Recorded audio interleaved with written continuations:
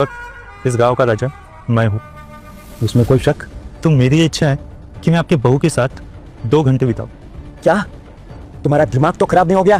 तुम होश में हो? तुम क्या बोल रहे हो? मैंने ऐसा क्या कहा सरपंच जी? इतनी घटिया बात तुम सोच भी कैसे सकते हो? वो तुम्हारे से उम्र में बड़ी है और विधवा है। कहानी की शुरुआत में हमें दीपक और उसका दोस्त सुरेश को दिखाया जाता है, जहां पर सुरेश दीपक से कहता है कि हमने सुना है कि तुम्हारी शादी होने वाली है। तो दीपक कहता है तुमने सही सुना है, मेरी शादी होने वाली है। तो सुरेश कहता है यार तुम्हारी लॉटरी लगने वाली है।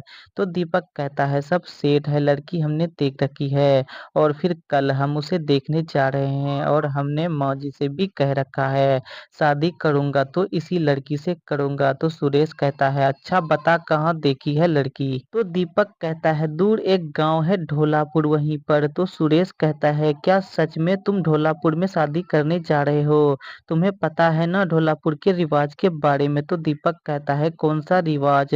तो सुरेश कहता है जब तुम शादी कर लोगे तो जान जाओगे। आगे हम कहानी में देखते हैं कि दीपक शादी की बात करने ढोलापुर पहुंच जाता है, जहां पर लड़की की मां लड़के से कहती है तुम्हें दहेज में जो भी कुछ चाहिए होगा हमें बता दो, हम जहां तक हो सकेंगे आपकी मांगे पूरी करेंगे। तो यहाँ पर दीपक कहता है मुझे कोई दहेज वहेज नहीं चाहिए, मुझे आपकी बेटी और आपका आशीर्वाद चाहिए बस।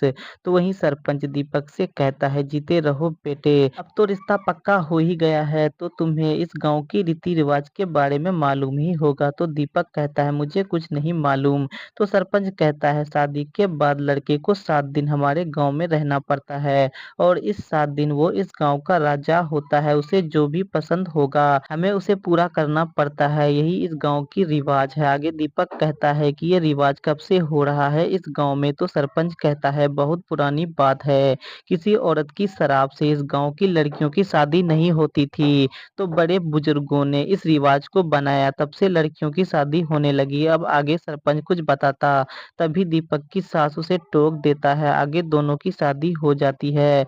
दीपक दुल्हन की घूंघट को उठाता है और कहता है मैं तुम्हारी फोटो देखते ही पसंद कर लिया था। तो दुल्हन कहती है और क्या सोचा था? तो दीपक कहता है कि हमने सोचा अगर किसी को अपनी पत्नी बनाऊंगा तो इसी लड़की को बनाऊंगा।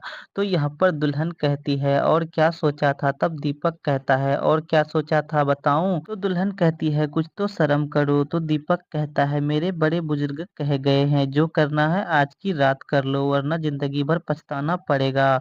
तो यहाँ पर दुल्हन कहती है आप मेरे पति हो, जो करना चाहो कर लो। और फिर क्या था दोस्तों, यहाँ पर दीपक उस पर टूट पड़ता है। यहाँ पर आपको एक बेहतरीन कड़क और पलंग सीन देखने को मिलता है। इस सीन के अंदर दुल्हन के बड़े बड़े गुब्बारे को देखकर आपके मुंह में पानी आ जाएगा, क्योंकि आपने इससे पहले इतने बड़े बड़े नहीं देखे होंगे। तो दोस्तों ये एक्ट्रेस काफी कमाल की है, जिसे देखने के बाद आपका मूड बन जाएगा। 12 मिनट के इस बेहतरीन पलंग तोड़ सीन के साथ ही सीरीज के एपिसोड 1 की स्टोरी भी यहीं पर समाप्त हो जाती है। तो दोस्तों इसी तरह की सीरीज की स्टोरी के लिए आप हमारे चैनल को सब्सक्राइब करें। मिलते हैं इसके एपिसोड 2 की स्टोरी के साथ, तब तक के लिए गुड बाय।